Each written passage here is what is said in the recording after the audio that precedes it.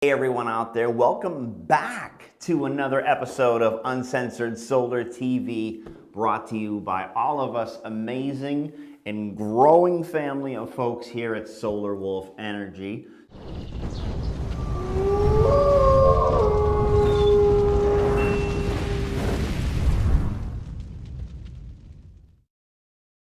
So we're in our new headquarters. We've built out our space. We got over 20,000 square feet at our new facility here in Douglas, Massachusetts.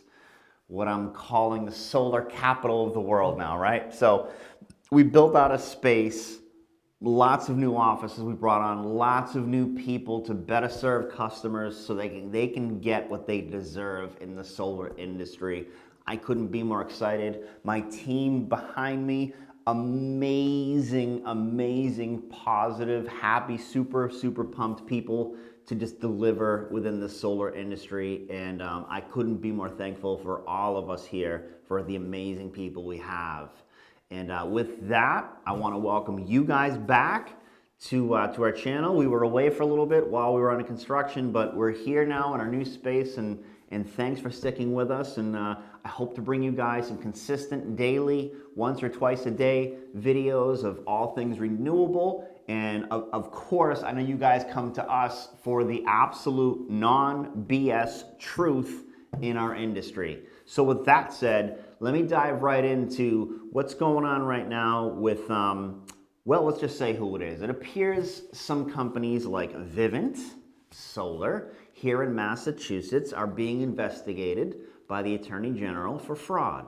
I hate to say that, it's unfortunate. If you've gone with Vivint in the past and you're happy with them, cool, right? That's good and that's fantastic, it's working for you. And I hope it still does going forward, because at the end of the day, whether you went with whatever company, I just hope that you got a great result, phenomenal customer service, and I can't thank you enough for going solar, because it definitely is something that if you have children like I do, I think we're all under obligation as parents to leave the world a better place than we inherited it, right? So again, thank you for going solar, but I want to dive back into the Vivint side of things. There's some pressing issues where right now it's June 6th and June 7th, and we have some issues out there with them. So not just Massachusetts, but the New Mexico, I believe, governor or attorney general is also taking massive action against Vivint for suing them for fraud and some other sales tactics and things like that.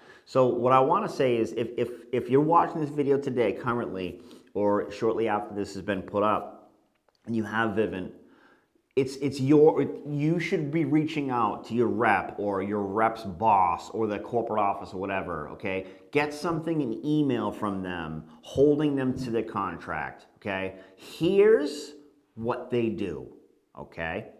So you sign a contract with them, they throw the system up on your roof. You'll see from their complaints, so this is their actions and not my words. This is their actions. I can't stress that enough.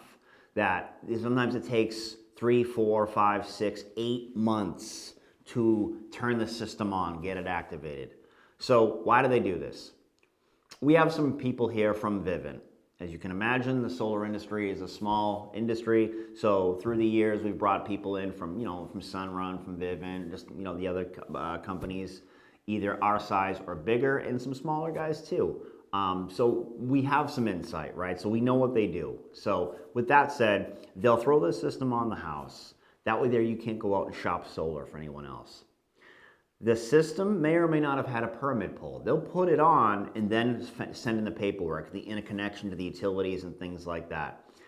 That's not exactly phenomenal business practice, right? So typically how it should be done, and this isn't all 50 states, but I'll give you a walkthrough. We're in over a dozen states, so we have a process and systems that we fulfill, which is with customers under contract, right? They meet with a sales rep, they build a system to the size of their needs and their needs only. They don't overbuild a system. They don't under promise saying, yeah, if you use 12 kilowatts a year and we're gonna put a 4K in your roof, and that'll get you there, because that's bullshit. It won't, right? Unfortunately. So we as a company, what we do, I'll give you an example, and I think what a lot of other great companies do is they'll build a system for the size that you need, and nothing more, unless you're going to, some of our customers will say, I plan on purchasing an EV in the near future, or I'm going to buy a hot tub or switch to electric heat or something. In that case, obviously you take that in consideration when you're building out their system, because you want to do it once and you want to do it right. I think everybody would agree with that. So you meet with the sales rep, you agree on a system size, right? You sign it, you go to contract. From there, if it needs financing, that's all handled right there as well at the table. And then from there, it goes to engineering. So a structural engineer will come out, take a look at the roof, make sure it's structurally adequate so that nobody's in danger. Northern hemisphere of the country, it's not uncommon to get 2, maybe 3 feet of snow, wet snow, to stay in your roof.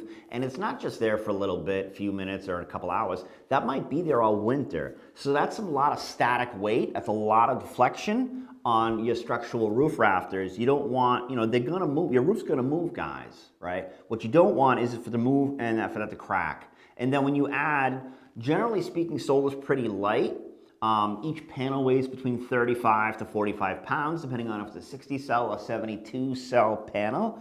So that's something to consider. But if you have 30 panels, let's just say 40 pounds a piece, you have the rails, the wiring, everything else like that, the flashing and the stainless hardware to put it in. You could be putting a couple thousand pounds in your roof spread out over your roof. And the flatter the pitch your roof is, the more that really seems to stay on there with the snow and everything else. So it'll go to engineering. Once it passes engineering or comes back, and the engineer might say, you need to what's called sister up a rafter. Let me walk you through that. So what that'll mean is if you have, we'll say like a 2x6 or a 2x10 rafter, and it might not be structurally adequate, an engineer very well could say, we want you to take another one, put it up against that one, and then bolt it right to each other. Don't use some shitty nails, like use some lags, use some bolts, right? And put those every foot or so in a W pattern, right? From ridge to top plate, support of the wall, where the roof is held up by the load-bearing wall. So again, engineering signs off on it. From there, it goes to interconnection and permitting. So in some states, they require a building permit as well as an electrical permit.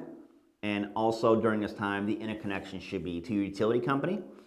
You have to let them know that, hey, we're putting solar on, hey, we're putting solar into battery, what have you. This is also a good time for an adept solar company. We'll know that if that municipality, some municipalities have their own muni or cooperative utility companies. Some of these utility companies, these co-ops, are not that solar friendly. So that's something that should be addressed at that time. At which point from there, if everything passes, everything's submitted, it might take a couple days, it might take a couple hours, it might take a couple of weeks, depending on what municipality it is. From there, an install schedule date is given to the homeowner. We're going to be there in 2 weeks at this date, whatever. We'll come out, we'll sing a gang of gentlemen out, or ladies and gentlemen, or whatever, some skilled tradesmen, some electricians, some licensed electricians, hopefully, or licensed solar installers to come out and tie the system in, test it, turn it on, and then at which point it requires, or it should require, or you should have, even if it may not require, I think it's a best practice, and I think a lot of you would agree with me, to get it inspected, whether it's a city, municipality inspector, or a third-party company to sign off on it. I think it's great either way, just for liability reasons, and to give your customer, the business owner or the homeowner, peace of mind that the system is done by a third-party person signing off that it's done, it's installed correctly to NEC, the National Electric Code, and any local ordinances that that municipality might have.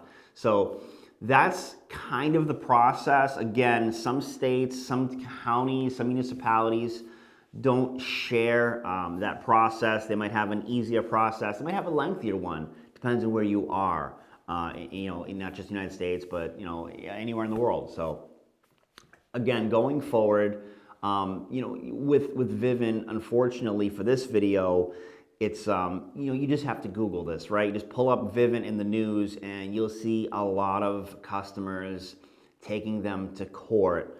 We just interviewed a gentleman to be an installer with us who came over from Vivint, who worked there for years, who said, more times than not, I can't believe he told me this, it's unfortunate, but more times than not, he would have a homeowner say, please don't come on my property. This is a gentleman who would go and service and install, make sure if his system didn't go in and it wasn't, something went awry during the install, maybe one of the panels wasn't working. But so he would be told, please exit my property. I'm in the process of legal right now with Vivint. And any further questions, contact my attorney.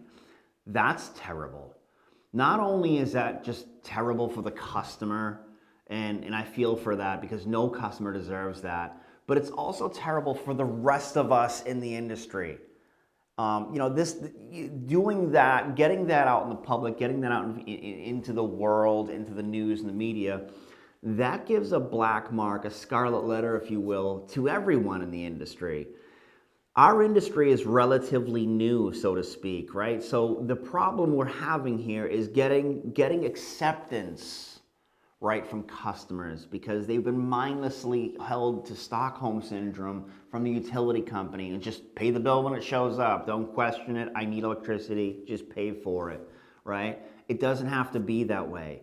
So those of us in the industry also take a pretty big kick in the nuts when a company like Vivint pulls this kind of crap. There's no need for it. Look, we can all make a decent amount of money in this industry and still provide homeowners and customers and business owners a great amount of value. I think, if a customer spends $60,000 or $600,000 or $6 million, they should feel like they're getting more than they paid for. That's just the way, finances and sales works, right? When somebody purchases something, they feel like they're getting a deal, or they want it more than they want the money in their pocket or in their account or have you, wherever it's being resourced from. It should be given to that customer so that they feel like they're getting a better value than what they're paying for. And companies like Vivint, who have been in business for I think about a decade now, are continually on the decline. Now, this is while solar is still profitable with the 30% tax credit and lots of state incentives and county and utility incentives flying all over the place.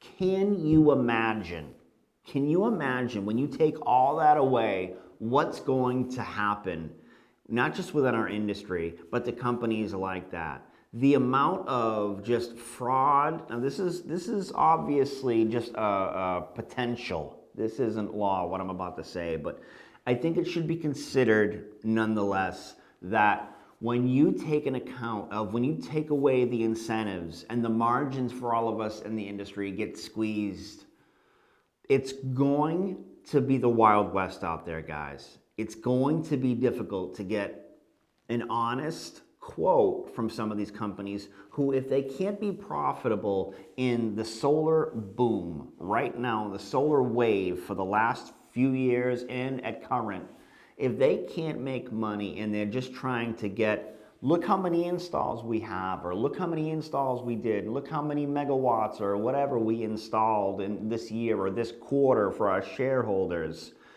all the while the customer is being forgotten and used as a pawn to attract new investors.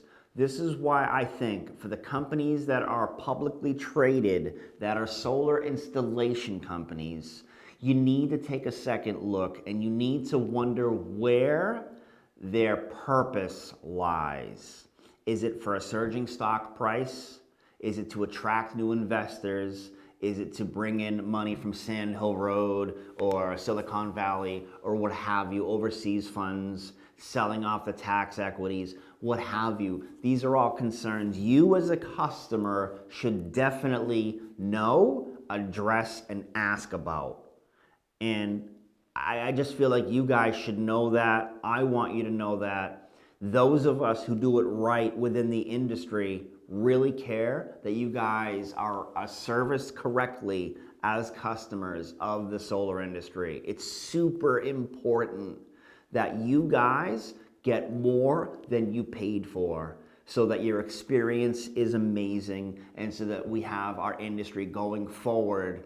It's going to last, it's going to be here. The technology is really coming around, both in solar PV, but also in energy storage. As more money gets dumped into the energy storage side of our industry, the technology gets better. Look at the advancements we had during the tech boom, the dot-com bubble, and the internet from 1994 up until 99. The amount of money being injected into the dot-com era brought us so much tech in that 5-6 year period. It was incredible, right? And right now we're doing the same surge in energy storage. But the stories that are coming out, the nightmares, the channel 4, 5, 6, or 7, your local community, whatever metro area you live in, these stories popping up of Vivint taking homeowners' money and screwing them over is not helping that cash influx into our industry to help the tech. It's not. The only people it's helping are the shareholders of these companies, which I think VSLR is still overvalued, and it's barely, you know, what is it, $4, $5, $6 a share? It's a shit stock, and you know the financials are downright scary. And you know, if you're a customer of theirs, again, I plead you, not just, you know, call and get more quotes, but just do your due diligence. Ask the sales rep some really challenging questions. This is your business we're talking about. This is your home we're talking about. You're gonna have a company drilling lots of holes in your roof, doing an electrical tie-in in a home that you might be sleeping in every night with your children. Do you want to hand it off, that responsibility and that dedication? Do you want to hand that off to a bunch of people who are in it for the money only? Ask yourself that. You and your family deserve more than an answer of, yeah, just sign here. You deserve more. Ask better questions. Guys, we love the questions. We have been just influxed with the amount of questions we've got since we've taken our break. We love the questions. We're going to do a video coming up of just the Q&A shortly of all the questions we've been getting. Subscribe below if you like what you've seen. We always love feedback, right, wrong, or indifferent, to help us be better for you. So thanks for watching another episode of Uncensored Solar TV, brought to you by all of us here at Solar Wolf Energy, and we hope you have an amazing day. Thanks for watching.